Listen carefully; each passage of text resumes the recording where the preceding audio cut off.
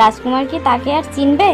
শোনো সবাই শোনো, আগামীকাল রাজকুমার 15 বছর পর রাজ্যে ফিরে আসবে। সেই উপলক্ষে মহারাজ সবাইকে দান সামগ্রী বিতরণ করবেন। দীর্ঘ 15 বছর পর রাজকুমার দেশে ফিরবেন। সেই জন্য রাজা ঘোষণা দিলেন যে সে রাজকুমারের ফিরতি উপলক্ষে রাজ্যের সকল প্রজাদের দান করবেন, এবং সেই জন্যই আমন্ত্রণ দিতে ঢাকঢোল পিটিয়ে সবাইকে জানানো হলো। দীর্ঘ 15 বছর পর রাজকুমার রাজ্যে ফিরেছেন, তাই তাকে দেখতে এলো কত রাজা, মন্ত্রী, সাধু, সন্ন্যাসী, এবং রাজা আর রানী তো মহা খুশি। এদিকে রাজকুমারকে এক নজর দেখার জন্য ঘরের কোণে দাঁড়িয়ে রইলেন আরও একজন। পারুল লুকিয়ে লুকিয়ে রাজকুমারকে দেখছিল দূর থেকে। কুমার তো কত বড় হয়ে গেছে, সে কি আর আমাকে চিনবে? রাজামশাই অনেক পণ্ডিত, জ্যোতিষী, সাধু সন্ন্যাসীদের দ্বারা রাজকুমারের কুষ্টি গণনা করালেন, আর সেখানে দেখা গেল 21 বছরের রাজকুমারের মৃত্যুযোগ আছে। সময়ের সমাধান সময়ই করে দেবে, এই কথা বুঝিয়ে রাজামশাইকে শান্ত করে দিলেন সাধু সন্ন্যাসীরা। এরপর সবাই বিষয়টিকে ভুলে গেল। এরপরে রাজকুমার বেরিয়েছিল নৌকা ভ্রমণে। তখন সে দেখছিল সুন্দরী এক মেয়ে কলসিতে জল নিয়ে বাড়ি ফিরছে। তাকে দেখে রাজকুমারের পারুলের কথাও মনে পড়ে গেল। আমার পারু, সেও নিশ্চয়ই এখন এত বড় হয়ে গেছে, কিন্তু কোথায় আছে সে? সে কি এখনো আর আমাদের সাথে যায়? না, বাড়ি ফিরে মাকে জিজ্ঞেস করতে হবে তো। পারু জল নিয়ে বাড়ি ফিরে গেল, আর রাজকুমারও এই প্রশ্ন মনে নিয়ে তার মায়ের কাছে গেল। ও মা, মা, তোমার কাছে একটা কথা জিজ্ঞেস করব। কি কথা বাবা? বল, এত বছর পর ফিরেছিস, কিছু প্রশ্ন তোর মনে উঠবে, এটাই তো স্বাভাবিক। কি জানতে চাস? এরপরে রাজকুমার তার মায়ের কাছে জানতে চাইল, ছোটবেলায় তার মায়ের দাসী কমলিনী যে তাকে দেখাশোনা করত, সে এখন কোথায়? সে কি আর আসে না? উত্তরে রানী বলল, না বাবা, কমলিনী এখন আর আসে না। 15টি বছর পার হয়ে গেছে, অনেকটা সময়।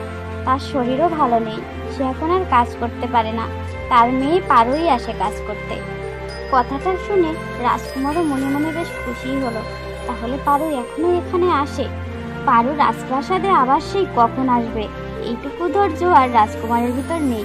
সে তার মাকে বলল, ও মা, চলো না, তোমার সাথে একটু প্রাসাদের বাইরে থেকে ঘুরে আসি। আর কমলিনী মাসিকেও তো অনেকদিনই দেখিনি, চলো না তোমার সাথে যেয়ে একটু দেখে আসি।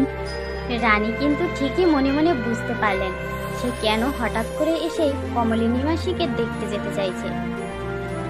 ঠিক আছে বাবা, ঠিক আছে, আমি যাব তোর সাথে। এদিকে পারু নদীর ঘাটে বসে বসে রাজকুমারের চিন্তাই করছিল। কই, কুমার তো একবারও পারুকে খুঁজতে এলো না। এত বছর ধরে আমি যেরকম প্রতিটা মুহূর্ত কুমারের আসার অপেক্ষা করছিলাম, সে হয়তো ভুলেই গেছে। আর কেনই বা মনে রাখবে, আমি তো এক দাসী। না, এবার বাড়ির দিকে যাই, সব কাজ গুছিয়ে তো আবার রাজবাড়িতে যেতে হবে। এরপর নদী থেকে জল নিয়ে বাড়ি ফিরল পারু, কিন্তু বাড়ি ফিরে দেখলো আর এক ঘটনা। পারু বাড়ি ফিরে দেখলো কুমার রানীর সাথে তার বাড়িতে এসে উপস্থিত, তা আবার একান্তই মায়ের সাথে। না আছে কোনো প্রহরী, না আছে কোনো রথ, পায়ে হেঁটে এসে মায়ের সাথে এখানে এসেছে। পারু তো এবার মনে মনে ভাবলো, ও, তাহলে বুঝি কুমার ভুলে যায়নি এই দাসী পারুকে? তার ঠিকই মনে আছে, না হলে সে কিছুতেই মায়ের সাথে এখানে আসতো না। এরপরে রানী আর কমলিনী কিছু কথা বলছিল, কিন্তু এরা দুজনে কেউই কারোর সাথে কথা বলছিল না। কিন্তু কথা ঠিকই হচ্ছিল, সেটা মুখে নয়, চোখে চোখে। এরপর থেকে কুমার এসে প্রায়শই পারুর বাড়ির সামনে দাঁড়িয়ে থাকতো, কখন পারু নদীর ঘাটে জল আনতে যাবে। এরকমই একদিন পারু জল আনতে যাচ্ছিল, কুমারও যাচ্ছিল তার পিছু পিছু। আর এবার নদীর ঘাটেই তাদের প্রথম কথা বলার সুযোগ মিলল। কুমার, তুমি আবার কেন এখানে আসতে গেলে?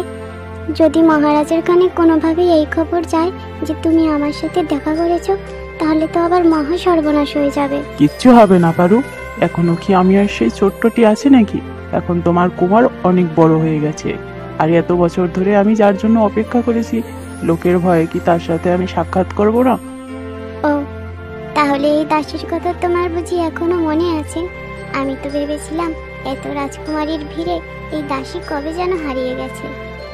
না পারু, তুমি কখনোই আমার মন থেকে হারাবে না। আর তুমি আমার কাছে কোনো দাসীও নও, তুমিই আমার কাছে একমাত্র রানী। যে 15 বছর আগেও ছিল, এখনো আছে, আর আমার বাকি জীবনেও থাকবে।